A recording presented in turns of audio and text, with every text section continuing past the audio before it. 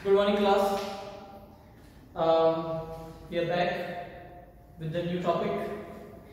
Actually, this is the part of that topic जिसको हमने कल डिस्कस किया था, cellular respiration and oxidative phosphorylation. हमने कल ये आपको बताया था इसके बारे में कि लिविंग ऑर्गेनिज्म के सेल के अंदर जो ऑर्गेनिक मॉलिक्यूल ग्लूकोज पाई जाती है उसको डिग्रेड किया जाता है या उसको तोड़ा जाता है ताकि उसके टूटने से जो है वो अमाउंट ऑफ एनर्जी रिलीज हो, और उसी अमाउंट ऑफ एनर्जी को इस्तेमाल करके माइटोकॉन्ड्रिया के अंदर एक यूकेरियोटिक लिविंग ऑर्गेनिज्म जो है वो अपने सेल के लिए एटीपी बनाया करता है। So the cellular respiration is the process of making energy by breaking an organic molecule called glucose molecule। अब जब आप बात करते हैं सेलुलर रेस्पिरेशन की या ग्लूकोज को तोड़ने की, एक और चीज यहाँ पर याद रखिएगा कि सिर्फ हमारे पास ग्लूकोज मॉलिक्यूल को हम ऑक्सीडाइज नहीं करते हैं, सेल में और भी बहुत सारे प्रोटीन्स हैं, लिपिड्स हैं, उनको भी ऑक्सीडाइज किया जाता है। लेकिन उन सब में से जो सबसे ज्यादा इंस्टेंट एनर्जी जो हमें प्रोवाइड करता है उसके लिए हम इस्तेमाल करते हैं कार्बोहाइड्रेट ग्लूकोज का। अब यहाँ पर आज हमारे पास जो है वो जो टॉपिक है वो है aerobic respiration and anaerobic respiration.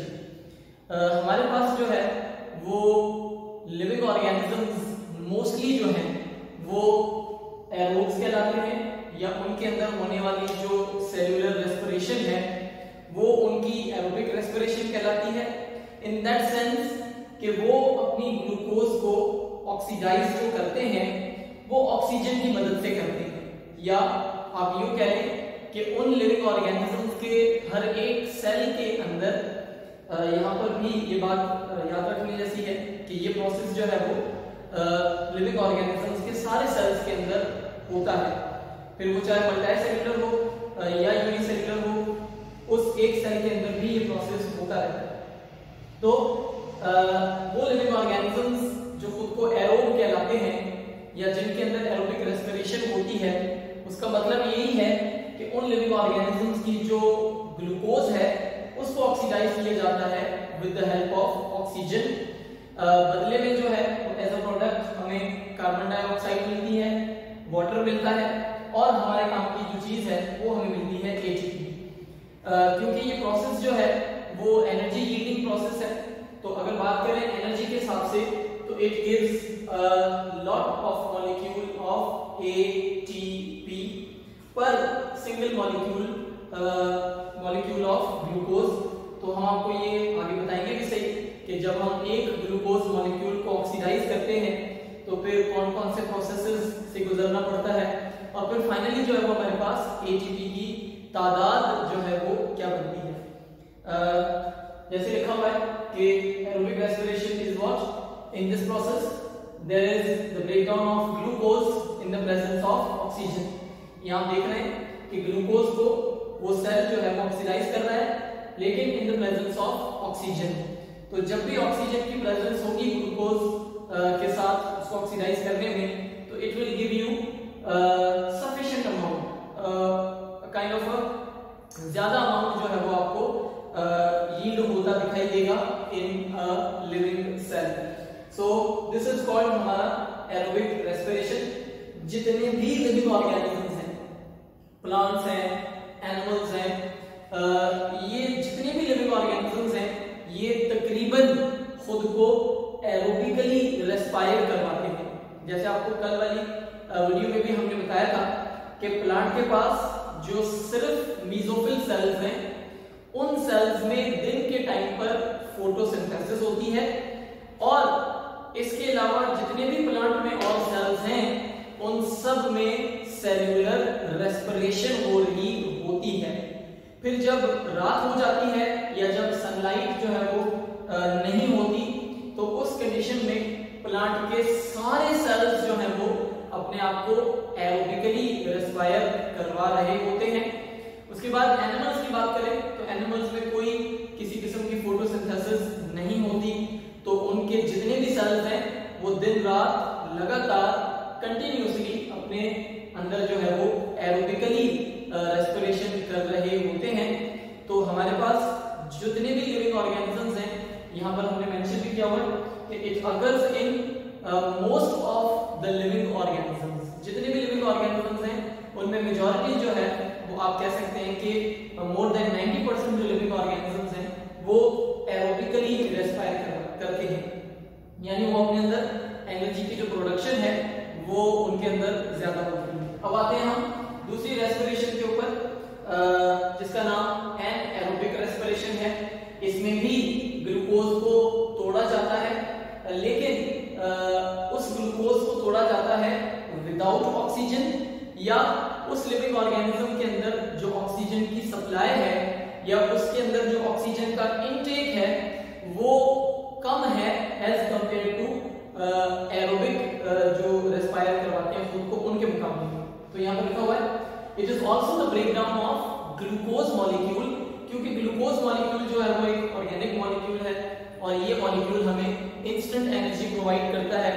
तो दुनिया के जितने भी लिविंग ऑर्गेनिजम्स हैं वो सब ऑर्गेनिक मॉलिक्यूल्स के बने हुए हैं और उन्हीं ऑर्गेनिक मॉलिक्यूल्स में से वो सब के सब ग्लूकोज को जो है वो ऑक्सीडाइज करना पसंद करते हैं, क्योंकि it gives you instant amount of energy and that is called the ATP.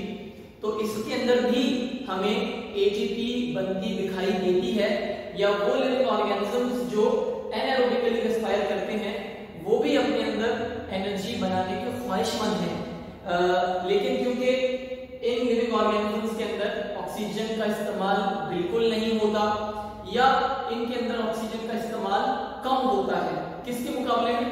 Aerobes के मुकाबले में।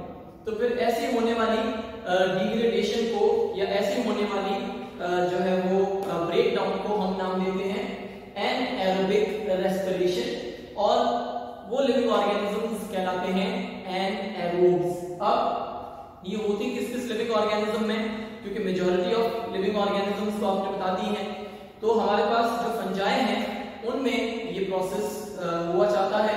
उसके अलावा तकरीबन जो माइक्रो ऑर्गेनिजम्स हैं, जो यूनिसेल्युलर हमारे लिविंग ऑर्गेनिजम्स हैं, वो कुछ ऐसी जगहों पे रहते हैं जहां पर ऑक्सीजन का अमाउंट कम होता है या वो अपने अंदर इनटेक बिल्कुल भी नहीं करते। तो अगर वो ऑक्सीजन इनटेक ना करें, इट डजंट मीन कि वो अपने मेटाबॉलिक प्रोसेसेस को कैरी ऑन नहीं करेंगे। ऑब्वियसली वो अपने मेटाबॉलिक प्रोसेसेस को कैरी ऑन करेंगे और उन मेटाबॉलिक रिएक्शंस के लिए एनर्जी चाहिए होती है, और एनर्जी जो है वो एक लिविंग सेल के अंदर सेलुलर रेस्पिरेशन से आती है। तो अब जो है तो आप ये कह सकते हैं कि जो मोस्टली माइक्रो ऑर्गेनिजम्स हैं वो एनाएरोब्स होते हैं या उनके अंदर एनाएरोबिक रेस्पिरेशन होती है। उसके अलावा हमारे पास जो हमारा इंटेस्टाइन है, सिर्फ हमारा नहीं बाकी भी जो और एनिमल्स हैं उनका जो जीआईटी है, उस जीआईटी के अंदर भी माइक्रो ऑर्गेनिजम्स रहते हैं। If you remember the beneficial bacteria that lives in the large intestine, जो आपके खाने के अंदर मौजूद मॉलिक्यूल्स के ऊपर खुद को फीड करवाते हैं। अब हमारे जीआईटी के अंदर किसी किस्म की कोई ऑक्सीजन नहीं होती, सिर्फ वहां से हमारा फूड गुजरता है। हाँ, उनके सेल्स के अंदर जरूर ऑक्सीजन जाती है थ्रू ब्लड, लेकिन उस पाथवे के अंदर कोई ऑक्सीजन नहीं है। तो वो लिविंग ऑर्गेनिजम्स वहां पे खुद को सर्वाइव किए हुए हैं विदाउट ऑक्सीजन, वो भी रेस्पायर कर रहे हैं। तो इसीलिए यहाँ पर लिखा गया है जो हमारे पास गट पैरासाइट्स हैं, उसके अलावा हमारे पास एक एनिमल का ग्रुप है जिसको एनालिड्स कहते हैं, वो जो रहते हैं जमीन के अंदर। हालांकि जमीन के अंदर भी ऑक्सीजन का अमाउंट होता है, लेकिन उतना ज्यादा नहीं होता जितना जमीन के ऊपर होता है। तो वो लिविंग ऑर्गेनिजम्स जो जमीन के अंदर रहते हैं, क्या वो जो है वो अपनी एटीपी नहीं बनाते होंगे? ऑब्वियसली बनाते होंगे, लेकिन जो है वो उतनी ज्यादा नहीं बनाते जितनी ज्यादा एरोब्स के अंदर बनती है, क्योंकि ये हमारे पास जैसे यहाँ मेंशन भी किया गया है कि it yields less amount of energy as compare to aerobic respiration. इसके अलावा हमारे पास प्लांट्स वो जिनकी जो रूट्स ऐसे एरिया में हो जहां बहुत सारा पानी आमतौर पे जो है वो हमारी रूट्स बिल्कुल डीप ड्रिल्ड होती हैं प्लांट्स की, लेकिन सराउंडिंग में भी अगर जो है वो पानी ज्यादा हो, क्योंकि पानी के अंदर ऑक्सीजन का अमाउंट कम होता है, तो वो प्लांट जो है उस कंडीशन के अंदर भी एनएरोबिकली रेस्पायर कर रहा होता है, मतलब उसके अंदर उस वक्त अमाउंट ऑफ एटीपी या अमाउंट ऑफ एनर्जी जो है वो कम बन रहा होता है। इसके अलावा एनिमल्स भी कभी कभार किसी कंडीशन के अंदर एनएरोबिकली रेस्पायर करते हैं, जैसे एंजाइटी या जैसे हम एक्सरसाइज कर रहे हो, तो उस दौरान जो है वो हमारे अंदर ऑक्सीजन का जो अमाउंट आ रहा होता है वो कम आ रहा होता है, और इसी वजह से जो है वो हमारी जो एटीपी प्रोडक्शन है वो थोड़ी सी कम हो जाती है एज कंपेयर टू जब हम नॉर्मल जो है वो अपने काम काज कर रहे होते हैं। तो इसीलिए यहाँ पर लिखा गया है कि कुछ ऐसे टिश्यूज जो हैं, मस्कुलर टिश्यूज यानी मसल्स जो हैं वो उनको एक्सरसाइज के दौरान या एंजाइटी के दौरान या किसी परेशानी के दौरान अमाउंट ऑफ ऑक्सीजन जो है वो क्या हो जाता है, कम हो जाता है, जिससे उनको जो या उनके जो मसल्स हैं वो इतने अच्छे काम नहीं कर पाते हैं, नतीजतन वो फटीग हो जाते हैं या थक जाते हैं। अब इस एनएरोबिक रेस्पिरेशन को आप दूसरे नाम से भी जान सकते हैं, और उस नाम को नाम दिया जाता है फर्मेंटेशन का। आई रिपीट, एनएरोबिक रेस्पिरेशन जो है इट इज आल्सो कॉल्ड या it is a biological term for another term for anaerobic respiration, जिसको हम नाम देते हैं फर्मेंटेशन का। अब ये क्या होती है, कैसे होती है, और इसके अंदर से जो है वो क्या बनता है, वो जब सेलुलर रेस्पिरेशन के हम स्टेप्स आपको डिस्कस करके बता रहे होंगे तब वहां पर डिटेल में बात करेंगे हम फर्मेंटेशन के हिसाब से कि फर्मेंटेशन किन लिविंग ऑर्गेनिजम्स में होती है और जो है वो उसके प्रोडक्ट क्या बनते हैं, फिर उस फर्मेंटेशन के फायदे क्या हैं। तो यहाँ अगर आप अपने बुक में देख रहे हो तो इकोनॉमिक इंपॉर्टेंस ऑफ फर्मेंटेशन है, तो इसको हम आगे थोड़ा सा डिस्कस करने के बाद जो है तो दोबारा इसी टॉपिक पे हम वापस आएंगे। यहाँ आप देख सकते हैं कि लिविंग ऑर्गेनिज्म जो एनारोब्स होते हैं वो अपनी ग्लूकोज को, यहाँ पर कोई ऑक्सीजन नहीं है या आप यहाँ पर लेस ऑक्सीजन का भी इस्तेमाल कर सकते हैं, नतीजतन उनको as a product carbon dioxide मिलती है और भी प्रोडक्ट मिलते हैं, जिसकी वजह से हम आपको कह रहे हैं कि हम इंशाल्लाह नेक्स्ट वीडियो में आपको इसके बारे में बताएंगे।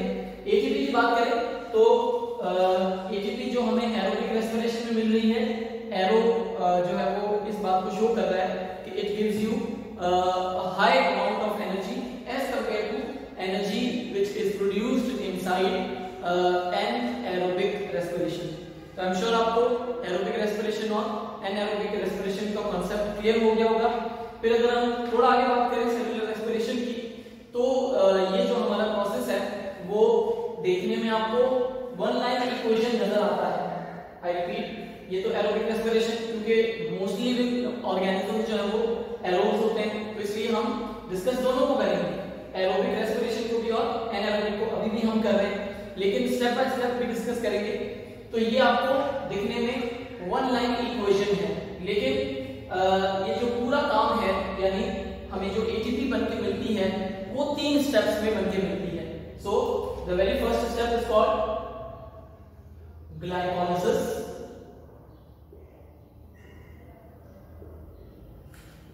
the second step is called Krebs cycle, and the third step is called electron transport chain.